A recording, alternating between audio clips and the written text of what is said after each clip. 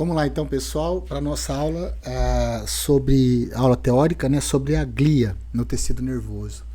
A glia, ela dá o suporte para o tecido nervoso, né, proteção e suporte aos neurônios. São diversos tipos de células, são várias formas de dar suporte, de dar proteção aos neurônios. A gente vai ver aqui os tipos e a função de cada uma delas. E essas mesmas células que nos protegem, que nos suportam, provocam nossa morte. Por quê? Porque os tumores intracranianos são todos derivados de células gliais. O neurônio não tem muita facilidade para se multiplicar. Aliás, o neurônio não se multiplica, né? Como a gente já conversou, a plasticidade está associada à arborização dendrítica. Essa imagem aqui é um astrócito, tá ok? É um tipo de célula glial. Bom, aqui tem alguns tipos principais, né? Os oligodendrócitos, por exemplo, né? São responsáveis pela bainha de mielina. O que eles fazem, esse oligodendrócito aí? Ele faz com que o impulso nervoso, em vez de andar a 5 metros por segundo, anda a 100. 100 metros por segundo. Ele é o responsável pela mielinização das fibras, no caso do sistema nervoso central, né? Quando o impulso passa pelo axônio, se o axônio tiver uma bainha de mielina, ou seja, se o oligodendrócito abraçou o neurônio e botou ali em volta dele a bainha de mielina, ele vai ter uma chamada condução saltatória. E a velocidade do impulso nervoso vai ser de 100 metros por segundo, em vez de 5, quando não tem ele, certo? Aqui eu não tenho a foto, já já a gente vai ver um esquema. Nas células de Schwann faz a mesma coisa que ele, só que no sistema nervoso periférico, né? Os astrócitos aqui, como você está vendo aqui, ó, eles esse aqui, o fibrose, aqui o protoplasmático, eles se comunicam com os vasos sanguíneos. Eles controlam a passagem de substância dos vasos sanguíneos para o neurônio, né? Ele faz o que se fazia na corte antigamente, né? Tinha um cara lá só para comer a comida do rei para ver se tinha veneno. Não tem veneno. Não morreu, então o rei pode comer, né?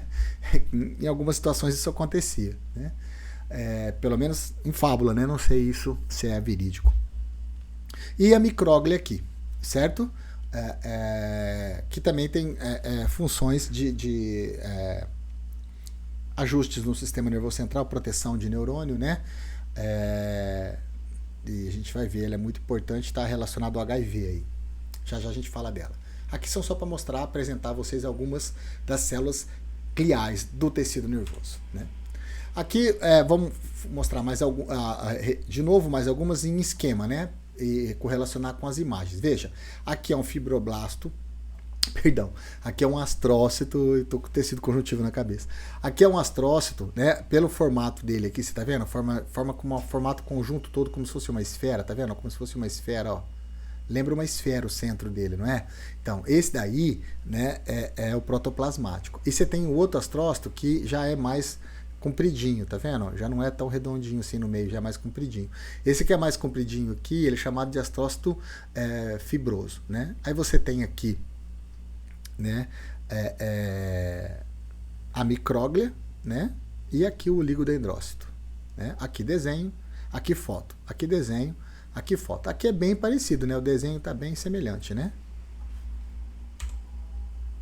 Bom, primeira coisa, os astrócitos. Os astrócitos, como eu já falei, eles servem para proteger o neurônio, né? Eles estão associados à reparação quando tem lesão, eles estão associados à cicatrização, né? Quando você sofre uma lesão no sistema nervoso central, esses astrócitos se multiplicam, né? Formando uma coisa que a gente chama gliose irracional. Porque quando você lesa o sistema nervoso central, você não tem outros neurônios multiplicando e substituindo, né? Não temos célula-tronco no cérebro que nem tem um músculo, por exemplo, que você pode recuperar o tecido, como no caso do músculo esquelético, né? Aqui é mais como o tecido cardíaco, matou o neurônio morreu, ele vai ser fagocitado, né? Vai ser toda a região ali vai ser retirado, os restos do neurônio, ou se tiver algum micro-organismo, alguma sujeira, vai ser fagocitado pelo macrófago do sistema nervoso central, que é o astrócito, esse cara aí, certo? E esse cara aí vai aumentar muito em número, ele se multiplica muito quando tem lesão no sistema nervoso central. E ele, em grande número, gera um aspecto que a gente chama gliose irracional, né? Uma imagem que gera a gliose irracional. Esse astrócito tem um fibroso, ele é muito comum na substância branca, enquanto que o protoplasmático é muito comum na substância cinzenta, certo? Aqui é o fibroso, aqui é o protoplasmático, né? Aqui substância branca, poucos neurônios, aqui substância cinzenta, né? Perdão, contrário, o fibroso da substância branca, né? Tá aqui. e o protoplasmático na substância cinzenta, né? Aí você está vendo aqui as cadeias de neurônios aqui. Aqui são glias, isso aqui é glia, né? Substância branca, o fibroso. Substância cinzenta, o protoplasmático. Como eu já expliquei, né, na aula teórica sobre introdução sobre o neurônio, né? Substância branca são regiões do sistema nervoso central que tem poucos corpos celulares, e cinzenta que tem muito, né? Porque aqui tem muita fibra de passagem. Então, onde tem muita fibra é o fibroso. Olha só, tem muita fibra, muito axônio. Qual que é o astrócito? Onde tem muita fibra, a substância branca é o fibroso. A substância cinzenta é o protoplasmático. Aqui é a bainha de mielina, né? A bainha de mielina, né, é responsável pelo processo que a gente chama de mielinização. Essa bainha de mielina, ela dá várias voltas no axônio do neurônio, isolando ele, permitindo a condução saltatória, fazendo com que o impulso nervoso salte de 5 metros por segundo para 100 metros por segundo. Aumenta muito a velocidade, né? Isso é muito importante no sistema nervoso central para processar informações, né? E respostas, né, necessárias para o sistema nervoso. Veja, você tem isso acontecendo tanto no sistema nervoso central quanto no periférico. E aqui, novamente, nós vamos ter uma célula para o sistema nervoso central, que é o ligodendrócito, e uma célula para o sistema nervoso periférico, que é a célula de Schwann. As duas são glias. Essa glia aqui, o ligodendrócito, só ocorre no sistema nervoso central, ou seja, dentro da caixa craniana ou dentro da coluna vertebral. Já a célula de Schwann ocorre na onde? No sistema nervoso periférico, que é fora dessas duas estruturas ósseas, né? Nos nervos, propriamente dito. E você tem doenças que tiram essa mielina, que desmielinizam, né? Essas doenças desmielinizantes, né, que provocam a desmielinização do sistema nervoso central, faz com que o pulso nervoso fique muito lento. E isso, né, é conhecido, né, quando essa doença ataca a célula. Essa doença é o seguinte, é o sistema imune que ataca, né? Quando a própria célula do sistema imune ataca a célula de Schwann achando que ela é um invasor, né, e começa a destruir a célula de Schwann, acontece uma doença que você conhece como síndrome de Guillain-Barré, que pode levar até a morte, principalmente se atacar os nervos que controlam o diafragma, né, parada respiratória.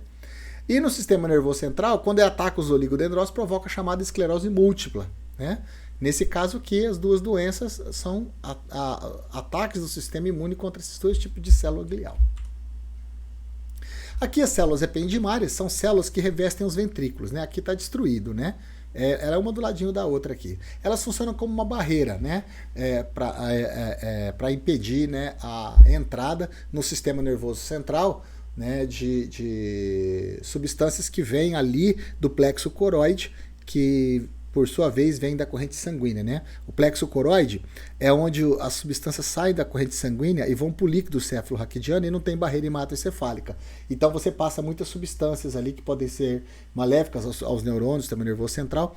Então você não tem uma barreira entre o plexo coroide e o líquido céfalo-raquidiano, né? Aqui é um ventrículo do sistema nervoso central, aqui é a parede do ventrículo. Então essas células ependimárias funcionam como uma barreira, certo?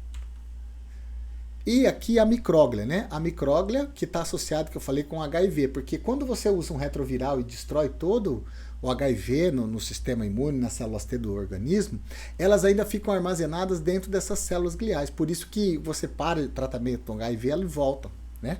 Existem tratamentos promissores, tratamentos com novas drogas, não tanto retrovirais quanto imunogênicas, que estão prometendo aí, estão conseguindo evitar que o HIV se instale nessas células e volte, né? De forma que estão acreditando, então a chance grande, aí não está confirmado ainda, precisa terminar os estudos ainda não estão prontos, mas essas novas drogas estão controlando muito melhor o HIV, né? Principalmente por conta dessa ação do HIV aqui, certo? É isso aí, pessoal.